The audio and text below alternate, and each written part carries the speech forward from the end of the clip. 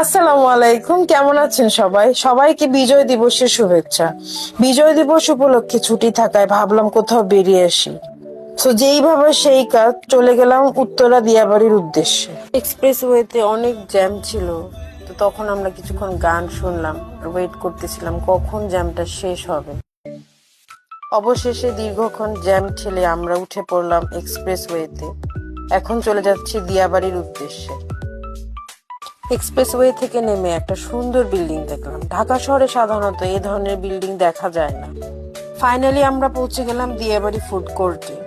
গিয়ে দেখলাম ওখানে অনেক খাবারের দোকান এবং ছুটির দিন হওয়ায় অনেক রাশ ছিল ওখানে। গিয়ে দেখলাম অনেক ধরনের অ্যাক্টিভিটিস রয়েছে। দোলনা আমার খুবই পছন্দ। দোলনা দেখে আমার ছোটবেলার কথা মনে পড়ে গেল, তাই আমিও একটু দোলনায় উঠলাম। পরে দেখলাম সবাই বেলুন ফোটাচ্ছে, তাই দেখে আমারও খুব ইচ্ছে হলো এবং আমিও গেলাম, কিন্তু বরাবরের মতো আমি আবারও ব্যর্থ হলাম।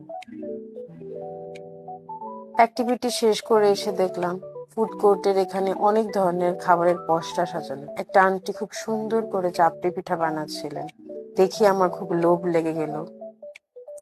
আরো অনেক খাবার ছিল, গরুর মাংস, গরুর কালা ভুনা, হাঁস ভুনা, লাল ভুনা, ক্র্যাব। গরুর মাংসটা খুবই লোভনীয় মনে হচ্ছিল। গরম গরম ঝাল ঝাল ধোয়া উঠছিল। অনেক রকমের মাছও ছিল, রূপচাঁদা, স্যালমন, ক্র্যাব। আমরা অর্ডার করেছিলাম চাপড়ি, হাঁসের মাংস, গরুর কালা ভুনা আর লাল ভুনা। খাবারগুলো খুবই মজার ছিল, বিশেষ করে কালা ভুনাটা অনেক অসাধারণ ছিল।